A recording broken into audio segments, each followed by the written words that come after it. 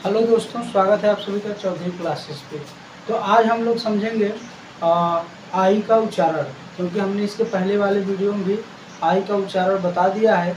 तो आज हम फिर से समझेंगे कि आई का साउंड कैसे निकालेंगे और उसका उच्चारण क्या निकालेंगे।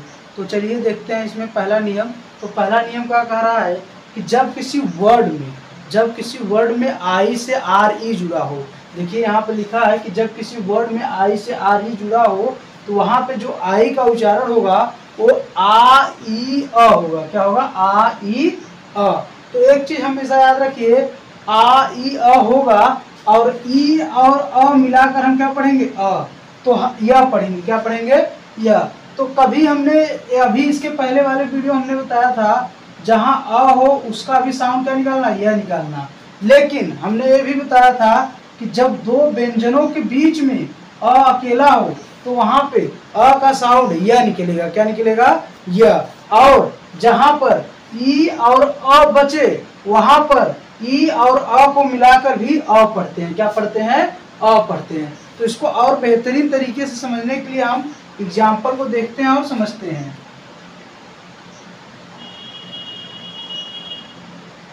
कहा कि एफ आई आर ई, ठीक, एफ आई आर ई।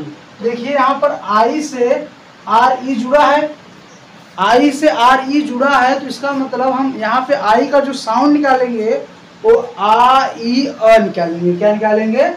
आ ई अ। याद रखिए, एक एक नियम आप लोगों के लिए इम्पोर्टेंट है, इसलिए ध्यान से देखिए और समझिए। तो यहाँ पर क्या हो जाएगा? आ ई अ, ठीक। और इसको हम क्या पढ़ेंगे? फ, आधा फ, ठीक है। और इसको क्या पढ़ेंगे? इसको पढ़ेंगे र, ठीक। तो हमने कहा आ इसमें जुड़ जाएगा तो क्या हो जाएगा? फा। और ई और अ मिलकर क्या हो जाएंगे? यह हो जाएंगे। ध्यान समझिएगा। और इस र इसे आ जाएगा। अगर हम इसको पढ़ेंगे तो क्या पढ़ेंगे? फायर। क्या पढ़ेंगे? फायर। ये चीज आप लोग फायर नाम सुने होंगे,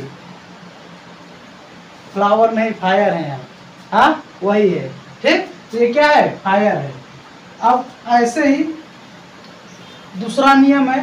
तो उम्मीद है कि पहला नियम आपको समझ में आया होगा। अगर कहीं भी आपको आई के बाद आर ई लगा हुआ दिखेगा तो उसका साउंड और उस अंग्रेजी वर्ड को पढ़ने में आपको कोई दिक्कत नहीं होगी। अगर नियम आप लोग पढ़े हैं, हमारे यूट्यूब चैनल पर बने रहेंगे तो ऐसे ही पूरे ए टू जेड तक हम उच्चारण निकालना सिखाएंगे। तो चलिए नियम नंबर दूसरा भी समझते हैं। तो नियम नंबर दूसरा कह रहा है, जब किसी वर्ड के अंत में आई और आई से क्या जुड़ा हो? भी ई जुड़ा हो।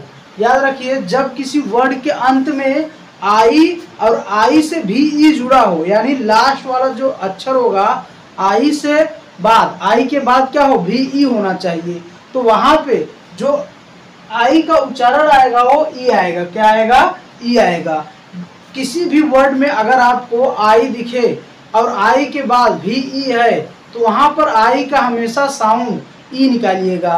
तो इसको हम और बेहतरीन तरीके से समझने के लिए एक एग्जांपल लेते हैं ताकि आपको टी आई भी ई, ठीक। तो यहाँ पर देखिए आई और आई से क्या जुड़ा है? भी ई जुड़ा है कि नहीं? तो यहाँ पर जो आई का उच्चारण होगा वो क्या होगा? ई होगा। क्या होगा? ई होगा। इसको हम क्या पढ़ेंगे? हमने बताया ए का जब साउंड हम पढ़ा रहे थे, ए का नियम, तो हमने ये बताया था जब किसी वर्ड के शुरू में ए हो तो वहां पर ए का साउंड ए भी निकालते हैं और अ भी निकालते हैं। तो यहाँ पे ए का साउंड क्या निकलेगा? ए निकलेगा। क्या निकलेगा? ए। और याद रखिए कि यहाँ सी है तो सी को हम कब पढ़ेंगे? और हमने कहा था किसी भी वर्ड में अंग्रेजी को पूरा होने के लिए उसको स्वर की आवश्यकता पड़ती है। यानी अंग्रेजी में जो कॉन्सोनेंट होगा अगर उसके बाद एक वावेल होगा तभी माना जाएगा कि ये पूरा है, नहीं तो वो क्या रह जाएगा? अधूरा हो जाएगा। क्या हो जाएगा? अधूरा हो जाएगा। इसका मतलब ये क भी क्या है? आधा है, आधा क है, ठीक। और इस ट से देखिए यहाँ पे लगा है, एक वावेल लगा है। इसको हम ट को पूरा पढ़ेंगे तो इसको हम समझते हैं बढ़िया से। इसको हम आधा क पढ़ेंगे फिर इसको ट आधा ही पढ़ेंगे क्योंकि अभी ई इसमें जुड़ेगा, ठीक।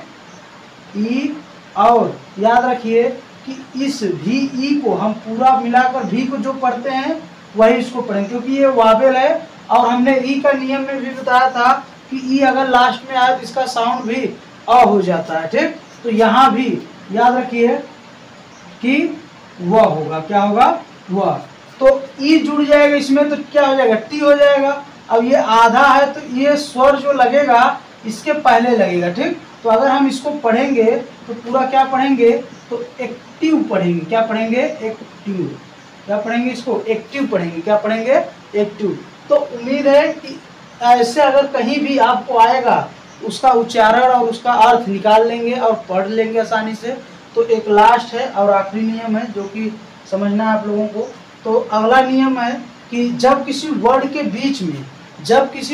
बीच में आई ई हो तो वहां पर आई ई का जो उच्चारण निकलेगा वो बड़ी ई निकलेगा, क्या निकलेगा, बड़ी ई। अगर कहीं भी, अगर किसी भी वर्ड के बीच में आपको आई ई दिखे, ठीक, तो वहां पे आई ई का जो साउंड निकलेगा वो बड़ी ई निकलेगा, क्या निकलेगा, बड़ी ई।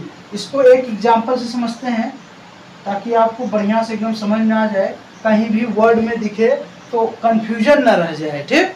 तो एक एग्जांपल देखते हैं, FIELD, ठीक। तो यहाँ पर देखिए कि आई से ई जुड़ा है और वर्ड के बीच में भी है, तो नियम भी तो यही कहता है कि जब किसी वर्ड के बीच में आई ई हो तो वहां पे आई ई का उच्चारण बड़ी ई होता है। तो यहाँ पर देखिए आई ई है और वर्ड के बीच में है, यानी इस आई ई का जो उच्चारण निकलेगा वो बड़ी ई निकलेगा, क्या निकलेगा, बड़ी ई। और इसको क्या पढ़ेंगे, इसको ड पढ़ेंगे, ड। और ये यल के बाद हमने कहा वर्ड के बीच में कोई भी कॉन्सोनेंट हो तो उसके पहले उसके बाद वावेल जरूर होना चाहिए। तो यल के बाद वावेल है नहीं, इसका मतलब ये आधा है, ठीक। और ये क्या है, इसके बाद वावेल तो है लेकिन हमने इसका साउंड जो निकाला है, उच्चारण ई स्वर अलग कर लिया है, तो बाद में इसको जोड़ेंगे भी। तो इसको अभी फिलहाल के लिए इसको हम क्या पढ़ेंगे, आधा फ पढ़ेंगे, क्या पढ़ेंगे, आधा फ, ठीक। तो आधा फ अगर हम इसको जोड़ेंगे तो बड़ी ई इसमें जुड़ जाएगी, तो इसको हम पढ़ेंगे क्या, इसको हम पढ़ेंगे फील्ड, क्या पढ़ेंगे, फील्ड, क्योंकि ई जुड़ेगा एफ में तो फी हो जाएगा और आधा ल और ड तो है, तो इसको पूरा मिलाकर क्या पढ़ेंगे, फील्ड पढ़ेंगे, क्या पढ़ेंगे, फील्ड। तो उम्मीद है कि आपके उच्चारण पर अगर कभी भी ऐसा मीनिंग लिखा हुआ मिल जाएगा तो उसका उच्चारण और उसको आसानी से पढ़ सकेंगे। और वीडियो अच्छी लगी हो तो चैनल पे बने रहिएगा। चलिए मिलते हैं नेक्स्ट वीडियो में, धन्यवाद।